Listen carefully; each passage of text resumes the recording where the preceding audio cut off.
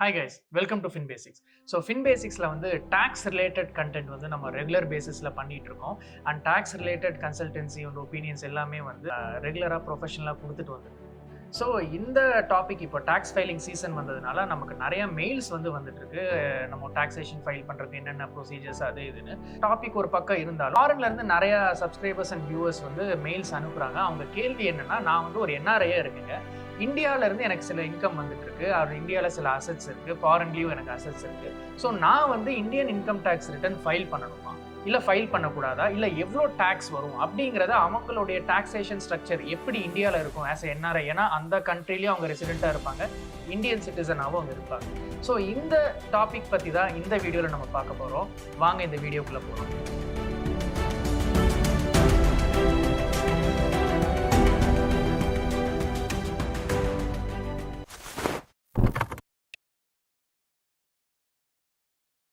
So இப்போ first வந்து நான் ரெசிடென்ட் இந்தியன்னா என்ன? இப்போ நான் வந்து ஒரு அப்ராட் ஒரு ஃபாரின் ட்ரிப் போயிட்டு வரேன்னா நான் வந்து என்ஆர்ஐ ஆயிருவேனா? சத்தியமா ஆக மாட்டேன். எஸ், அதுக்கு ஒரு கண்டிஷன் இருக்கும். ஸோ ஃபர்ஸ்ட் அந்த கண்டிஷன் என்னங்கிறது.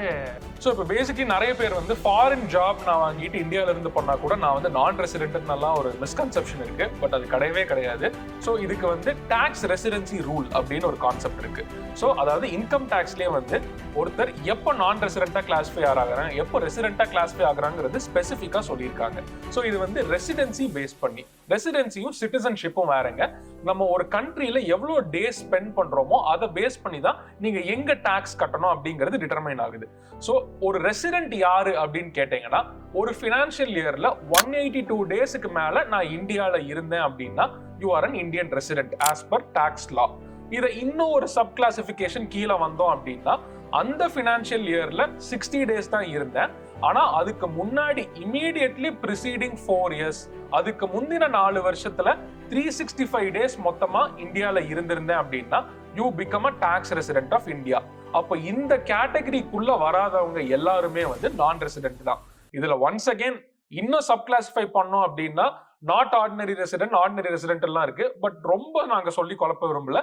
ரொம்ப சிம்பிளா பார்த்தோம் அப்படின்னா, இந்த ஸ்டேட்டஸ்குள்ள நீங்க வந்தீங்க அப்படின்னா you become a resident of India. இதுல இல்ல நான் லாஸ்ட் இயர் 182 டேஸ் மேல நான் வந்து ஃபாரின்ல தான் இருந்தேன், இல்ல லாஸ்ட் 5 இயர்ஸா நான் ஃபாரின்ல ஒர்க் பண்ணிட்டு இருக்கேன், இந்தியா பக்கமே நான் வரல, இந்தியா வந்தாலும் வருஷத்துக்கு ஒரு 15 நாள் ஃபேமிலி வெக்கேஷனுக்கு தான் நாங்க வரோம் அப்படின்னா you will be classified as a non resident. நம்ம டாக்ஸ் ரெசிடென்சி ரூல் என்னங்கிறது இதுல நம்ம புரிஞ்சுக்கிட்டோம். ஸோ இப்போ யாரு வந்து ரெசிடென்ட் நான் ரெசிடென்ட் தெரிஞ்சிருச்சு. ஆனா என்ன இன்கம்க்கு வந்து டாக்ஸபிள்? இப்போ ஒரு பேசிக் லிமிட் வந்து ஜெனரலா இந்தியாவில் இருக்கிறவங்களுக்கே வந்து இவ்வளோ பணம் வரைக்கும் நீங்க டாக்ஸ் கட்ட வேண்டாம், இது வந்து பேசிக் எக்ஸம்ஷன் லிமிட் இருக்கு அப்படிங்கிறாங்க. ஸோ அது நான் ரெசிடென்ட்ஸ்க்கு எப்படி சேமா, என்ன கான்செப்ட் அது? அதாவது பேசிக் எக்ஸம்ஷன் லிமிட்டுங்கிறது எல்லாத்துக்குமே ஒண்ணுதான். இன்கம் டேக்ஸ் ஆக்ட்ல வந்து சொன்னா ஓல்டு ஸ்கீம்ல வந்து 2 லட்சத்துக்கு மேல இருந்தது அப்படின்னா அவங்களுக்கு இன்கம் வந்து டாக்ஸ் ஆகும். என்னன்னா ரெசிடென்ஸுக்கு வந்து அந்த 2.5 லட்சம் to 5 லட்சம் அதுக்கு வந்து ரிபேட் அப்படின்னு ஒண்ணு கொடுத்துட்டு இருந்தாங்க. ஸோ அந்த ரிபேட் வந்து இந்தியன் ரெசிடென்ட் டாக்ஸ் ரெசிடென்ட்டுக்கு மட்டும்தான் இருந்தது. என்ஆர்ஐயா இருந்தாங்க அப்படின்னா அந்த 2.5 லட்சம் ரூபாய்க்கு மேல இருக்கிற அமௌண்ட் எல்லாமே டாக்ஸபிள் ஆகும் ஸ்லாப் ரேட்ல. ஆனா இது தெரியாம எல்லாரும் 5 lakhs வரைக்கும் யாருக்குமே இந்தியால டாக்ஸ் கிடையாது. அது வந்து ஜெனரலா வந்து ஒரு மீடியா நியூ ஸ்கீம்ல இப்ப 7 lakhs வரைக்கும் டாக்ஸ் கிடையாது அப்படிங்கறது கரெக்ட். பட் ஆனா அது இந்தியன் டாக்ஸ் ரெசிடென்ஸுக்கு மட்டும்தான் அது பொருந்தும்.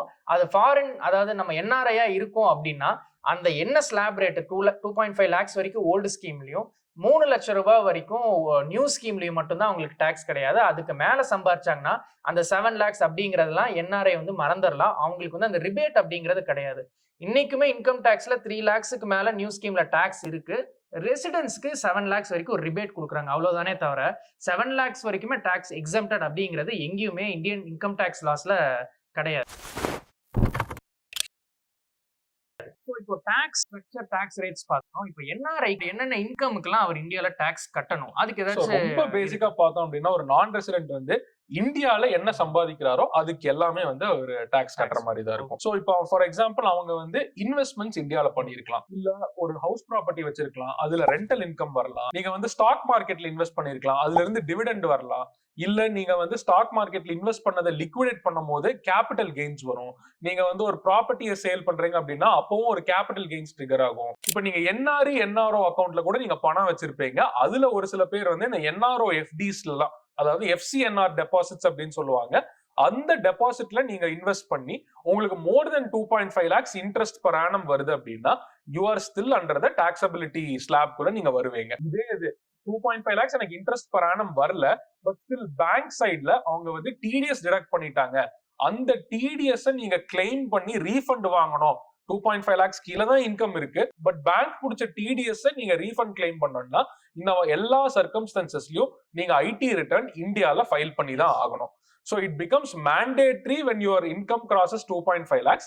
அது எங்கெல்லாம் கிராஸ் ஆகுங்கிறது உங்களோட சோர்ஸ் ஆஃப் இன்கம்ல நீங்க செக் பண்ணிக்கிட்டே இருக்கணும். ரெண்டல் சோர்ஸ்ல வரலாம், டிவிடெண்ட் சோர்ஸ்ல வரலாம், இன்ட்ரெஸ்ட் சோர்ஸ்ல வரலாம், இல்ல நீங்க வேற ஏதாச்சும் ஒரு பிசினஸ் கூட இந்தியால ரன் பண்ணிட்டு இருக்கலாம்.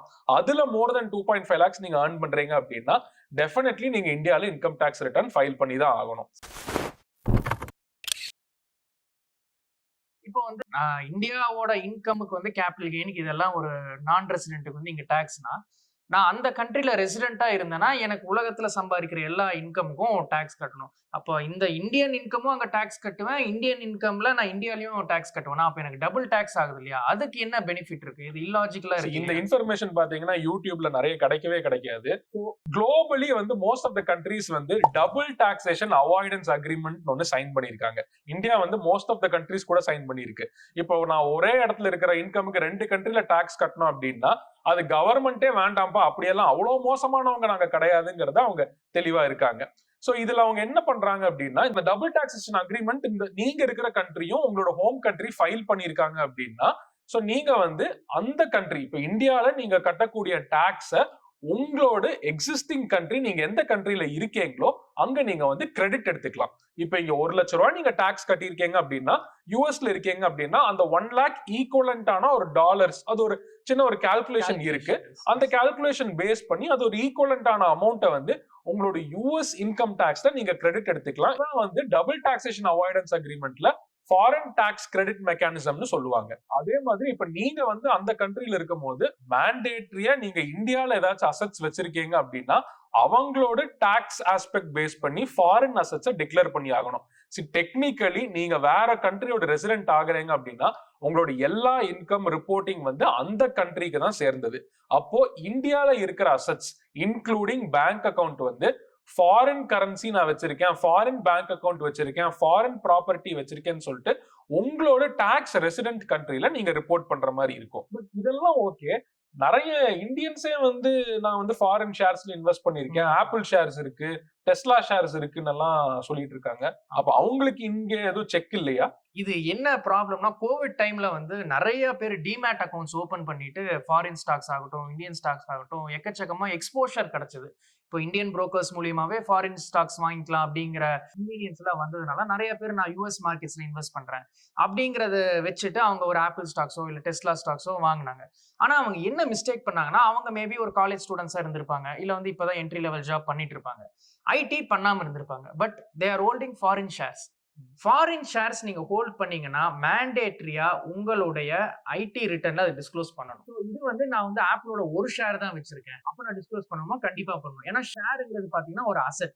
சோ ஃபாரின் அசெட் கேட்டகரியில ஃபாரின் ஷேர்ஸும் வருது. நீங்க ஒரு யூனிட் ஆஃப் ஃபாரின் ஷேர்ஸ் வச்சிருந்தாலுமே அதை நீங்க சேல் பண்ணாதான் ஐடிஆர்ல ரிப்போர்ட் பண்ணணும்னு கிடையாதுங்க. ஐடில இருக்கிற டிஸ்க்ளோஷருமே வந்து நீங்க பண்ண வேண்டியது இருக்கும். இது வந்து யாருக்கு மெயினா இன்னொரு கேட்டகரி அப்ளை ஆகும்னு பாத்தீங்கன்னா, இந்தியன் எம்ப்ளாயிஸ் வந்து ஃபாரின் பேஸ்டு கம்பெனிஸ்க்கு ஒர்க் பண்ணிட்டு இருக்காங்கன்னா அந்த பேரண்ட் கம்பெனில இருந்து இந்த ஆர்எஸ்யூன்னு அலாட் பண்ணுவாங்க, ரெஸ்ட்ரிக்டட் ஸ்டாக் யூனிட்ஸ், ஈசாப்ஸ் மாதிரி கொடுப்பாங்க.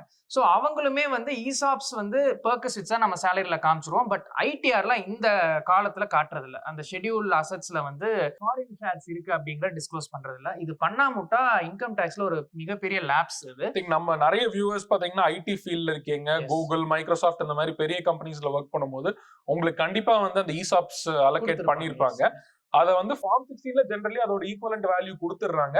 ஆனா நீங்க as per income tax laws நான் வந்து மைக்ரோசாஃப்டோட ஷேர் எனக்கு கிடைச்சிருக்கு, நான் இவ்வளவு ஷேர்ஸ் ஹோல்ட் பண்றேங்கிறத நீங்க வந்து மேண்டேட்டரியா டிஸ்க்ளோஸ் பண்ணி டிஸ்க்ளோஸ் பண்ணணும். அந்த டிஸ்க்ளோஷர் பண்ணாட்டி கூட உங்களுக்கு இன்கம் டேக்ஸ் ஆக்ட்ல பெனால்டி போட்டிருக்காங்க. ஸோ அது இப்போ இல்லைனாலும் ஒரு 1 இயர் 2 இயர்ஸ்க்கு அப்புறம் உங்களுக்கு நோட்டீஸ் வரலாம். டைரக்டா பெனால்டி கொடுத்துருவாங்க. அப்போ வந்துட்டு எனக்கு வந்து இந்த ஆக்ட் தெரியலங்க, சட்டம் தெரியல, எனக்கு டிஸ்க்ளோஸ் பண்ணணும் தெரியல அப்படிங்கிற ஒரு வாதத்தை நம்ம வைக்க முடியாது. ஒன்ஸ் லேப்ஸ் ஆயிடுச்சுன்னா ஆட்டோமேட்டிக்கா பெனால்டி வந்துடும். ஸோ உங்களுக்கு ஒரு ஃபாரின் ஷேர்ஸ் அலாட் ஆயிருக்கு, இல்லை நீங்க ஹோல்டு பண்ணிருக்கீங்கன்னா மறக்காம உங்க ஐடி ஃபைல் பண்ணும்போது அந்த ஷெட்யூல்ஸ் ரெஸ்பெக்டிவ் ஷெட்யூல்ஸ்ல காட்டுறது மேண்டேட்டரியான ஒரு விஷயம். இப்போ உங்களுக்கு வந்து as a non-resident நான் இந்தியால என்னெல்லாம் டாக்ஸ் ஃபைல் பண்ணணும், எப்படி இந்த இன்கம் டாக்ஸ் எனக்கு அப்ளிகபிள் ஆகுமாங்கிறது உங்களுக்கு எல்லாமே புரிஞ்சிருக்கும். அதையும் தாண்டி ஒரு போனஸ் பாயிண்டா, நம்ம இந்தியன்ஸ் ஃபாரின் ஷேர்ஸ் வாங்குறீங்க அப்படின்னா அங்க நான் வந்து இந்தியால ரிப்போர்ட் பண்ணி தான் ஆகணும். எப்படி ஃபாரின்ல நான் இருக்கும் போது நான் இந்தியால இருக்கிற அசட்ஸை ரிப்போர்ட் பண்றேனோ, இந்தியால இருக்கும் போது ஃபாரின் ஷேர்ஸ் வாங்கினா ஃபாரின் அசட்ஸை ரிப்போர்ட் பண்ணி ஆகணுங்கிறது உங்களுக்கு புரிஞ்சிருக்கும். ஸோ எங்களோட இன்டர்நேஷனல் சப்ஸ்கிரைபர்ஸ் அண்ட் வியூவர்ஸ்க்கும் வந்து இது ஒரு ஐ ஓப்பனரா இருக்கும். நீங்க வந்து இந்தியால இல்லாம ஃபாரின்ல ஒரு ஜாப்ல இருக்கீங்க, ஃபாரின்ல செட்டில் ஆயிட்டீங்க, பட் உங்களுக்கு இந்தியால கொஞ்சம் இன்கம் இருக்கு, அதுக்கு டாக்ஸபிலிட்டி வருமா வராதா, வந்தா ஃபைல் பண்ணணுமாங்கிற கொஸ்டின்ஸ் இருந்தா you can definitely mail it to us. And also டாப்மேட்டோட லிங்க் கொடுத்துருக்கோம், நீங்க அங்க புக் பண்ணிக்கலாம். புக் பண்ணிட்டு எங்களோட டீம் வந்து உங்ககிட்ட இதுக்கான டாக்ஸபிலிட்டி கான்செப்ட்ஸ் அண்ட் ஆஸ்பெக்ட் எல்லாமே எக்ஸ்பிளைன் பண்ணுவாங்க.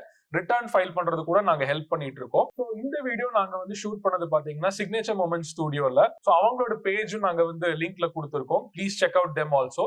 ஸோ இதே மாதிரி இன்னொரு இன்ஃபர்மேட்டிவ் வீடியோட நெக்ஸ்ட் வீக் உங்களை சந்திக்கிறோம். Until then, this is Vishnu and this is Krishna, Fin Basics channel.